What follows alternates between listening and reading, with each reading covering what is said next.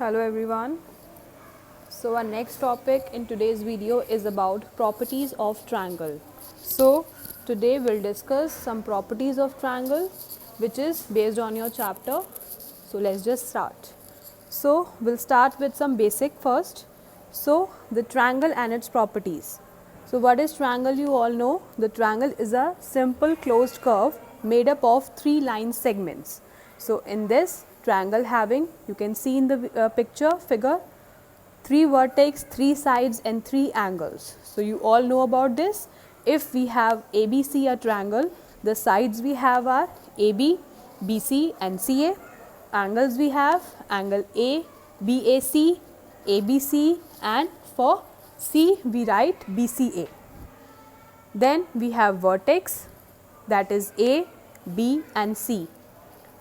So this the basic information you all know about a triangle, that we have three sides, three angles and three vertex. Next, the classification of triangles. The first classification is based on the sides. So on the basis of sides, we have scalene triangle. The scalene triangle is where no sides are equal and no angles are equal. All the sides and all the angles having different measurements. The second one is isosceles triangle, where we have two equal sides and two equal angles. Then we have equilateral triangle, in which all the sides are equal and all the angles are also equal. And you all know about this as well, that in an equilateral triangle, when all the sides are equal, the measurement of each angle will be 60 degrees. Next, we have the classification based on angles. So the first one is acute angle triangle. Acute angle triangle is what? Where all the angles are measures less than 90 degree. Then we have obtuse angle triangle, in which only one angle is more than 90 degree and the other are acute, that is less than 90 degree. So only one angle we find more than 90 degree. And in the right angle triangle, you can see only one angle you will find which is equals to 90 degree and the other will form less than 90 degree. So these are the classifications. One is based on sides and one is based on angles, which you already studied in the class 6th as well. So let's move on the property. The first property we have is angle sum property. What is it? The angle sum property means it is related to the sum of angles. So yes, the sum of angles in a triangle is always equals to 180 degree. That is why the property is called angle sum property of a triangle. See, when we have a figure of a triangle, the three angles we have in it, A, B or C, its measurement when you add it will always be equals to 180 degree. How? Let's just see how we can prove it. If you want to prove it, then how we can prove it that these three angles will always be equal to 180 degree only. So if I draw a triangle ABC, so how we can prove that angle A, B and C is equals to 180 degree? We'll do one construction over there. You can see the construction with red line, that draw a line L through angle C parallel to line AB. So if I draw one line over angle C which is equals to AB, how we can prove it? So when I draw a line L, you can see red line. So here angle D, angle C and angle E are forming straight angles. So when we have a straight angles over a straight line, their sum is always equals to 180 degree.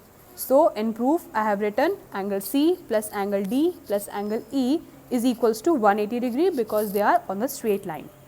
Next, if I have parallel lines, line L parallel to line AB, so I have alternate angles as well. So here angle A and D are alternate angles and angle B and E are also alternate angles, right? So if I have D, C and E angle is equals to 180 degree and D is equals to B and E equals to A, then also I can say that A, B and C having the sum same, that is 180 degree. So everyone, this is how we can prove that a triangle always have three angles having the sum 180 degrees. Okay. Now the next property is the exterior angle property. In exterior angle property, we will talk about its angle which is exterior. So, you can see the figure below. I have made a triangle in which you can see three angles, angle A, angle C and angle D. So, here angle A is our exterior angle. Why? Because it is outside the triangle. So, exterior angle is saying that it is equals to all the exterior angles, or exterior angle which is made outside the triangle is always equals to the sum of opposite interior angles. So, what are the opposite interior angles here?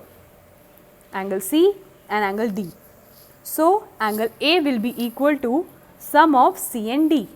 This is about the exterior angle property. Angle A will always be equals to angle C and D, because it is the property saying that the sum is always, interior angle sum is always equals to the exterior angle. And we have done the property activity also based on it in the class, that whenever we can prove it this way as well, then whenever we cut C and D and overlap over the angle A, it will completely covers the angle. That is why we can say that angle A is equals to angle C plus D. Alright, this is what exterior angle property says to us, that always an exterior angle is equals to the sum of two interior opposite angles. That is, you can see here angle 3 is equals to angle 1 plus angle 2. I hope this property is also clear to all of you. Now, let us move on to the next property. Next property is triangle inequality property. Now, what is it? Inequality means which is not equal. So, they are saying in this that the sum of two sides is always bigger than the third side. What does it mean? Let us see an example. If I made a triangle with different measurements, 47 meters, 21 meters or 42 meters. So, according to the property, the sum of two sides is always greater than the third side. This is what the property of triangle inequality says, that they will be never equal. It will be always greater. So, whenever I add two sides, it will be always greater than the third side. See, 47, if I add 47 and 21, it gives me 68. Still it is bigger than the 42, the other side. And if I add 21 and 42, it gives me 63. Then also it is bigger than the third side. And if 47 and 42 are added, it is again bigger to the third side.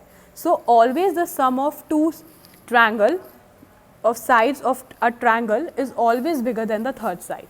Whenever you have made a triangle, you can try this and check this, then the sum of two sides is always bigger than the third side. Then only a triangle can be made. If it is not there, then triangle cannot be made. You can check it in any triangle, that always the sum of two sides is bigger than the third side. Alright, so this is the property of inequality. Now, to the last property is the Pythagoras theorem. What is it? Pythagoras theorem is saying in a right angle triangle, the square of the longest side is equals to the sum of the squares of the other two sides. So, you can see here it is written the right angle triangle. That means it is only applicable in the right angle triangle. So, what is it saying? The square of the longest side is equals to the sum of the squares of the other two sides. Let us just see. Here you can see a right angle triangle. So, here in a right angle triangle you can see the three sides A, B and C. So, which side you can see is the longest? Is it C? Yes. So, here according to the Pythagoras, they are saying that the longest side square will be equal to the sum of other two side square. So, C square will be equal to A square plus B square. See this now. According to the Pythagoras, in a right angle triangle, the square of hypotenuse is equals to the sum of the squares of the other two sides. Hypotenuse. Hypotenuse means what? The longest side. Yes, the name of the longest side in a right angle triangle is hypotenuse. Some must be know that, and who doesn't know that, remember this always, that in a right angle triangle, the longest side is called the hypotenuse. Here in this figure, AC is the hypotenuse. And what about AB and BC? BC is the base and AB is the perpendicular, which forms the 90 degree.